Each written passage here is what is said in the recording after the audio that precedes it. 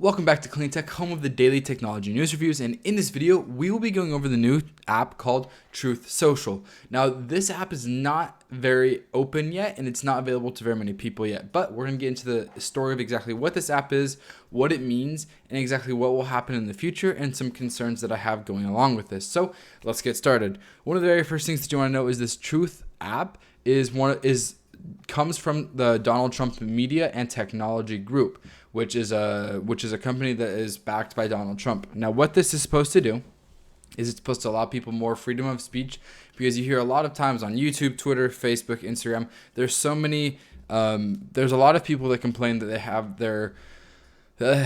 their content suppressed or they have their content censored, and it really bothers them. And Donald Trump took it into his own hands to start his own social media company that should prohibit this. Now, if you didn't know, Trump had his Twitter privileges revoked in January after the Capitol Hill riot and everything like that. So let's talk. So now that we have a little bit of the backstory on exactly what the app is, basically the app is supposed to be like a Twitter format, but just backed by Trump, and you're supposedly allowed to say whatever you want with your freedom of speech right.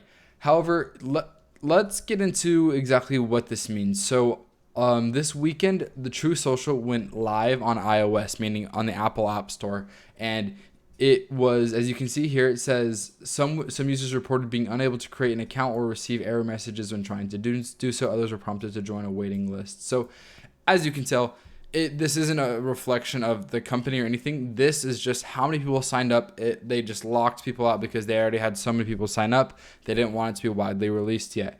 It was mentioned in this article that they will be releasing it to the entire. It'll be fully operational by the end of March to the entire country of the United States.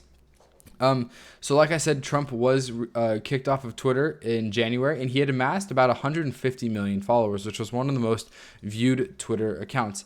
Let's go ahead and see who has the most Twitter followers. Barack Obama has 130 million, and Trump had 150. So as you can tell, he was a very, dare I say, influential person on Twitter just by the sheer amount of audience that he had. So he had a lot of weight when it came to Twitter. So if he's able to do that onto another platform, what will that do? So here's my question. There was an app called Parler, which was a similar concept. Now, this is where somebody in the comments may be able to correct me. But Parler was taken off of the Google Play Store. Google took it off, and I think they revised some of their policies so they could stay on the Apple App Store.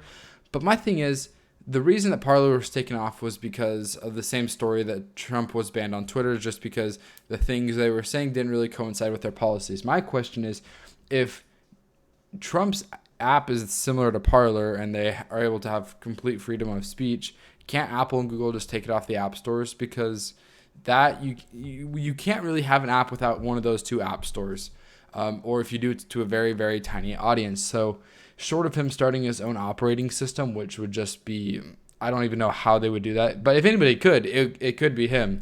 With enough money, you can create just about anything in the technology space. So that's my question: is if this gets to a point where the app stores don't like it, can't they just take the app down, as they did with Parler? So that's one of my only real questions. Is I don't really know how that's gonna work, or maybe Truth Social does have some guidelines in it where it's like you can't say this, but then isn't it like another Facebook, Instagram, the people complain that they get censored? So I don't know. There's a fine line of exactly defining what is the freedom of speech. If it, in my opinion, the freedom of speech is you're allowed to say whatever you want as long as it doesn't intrude on the life, liberty, and pursuit of happiness of other people.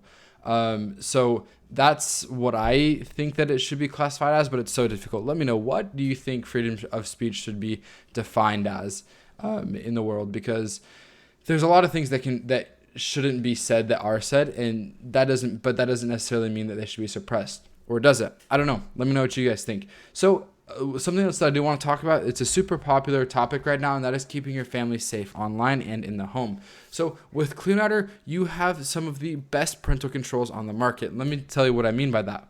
With CleanRouter, as you're able to see here in this diagram, you connect your router to the internet, and every single device that connects to the Wi-Fi is now automatically filtered through Clean Router. So iPhones, iPods, laptops, Macs, smart TVs, gaming consoles, you name it, if it connects to the Wi-Fi, it'll be filtered from all the bad stuff online.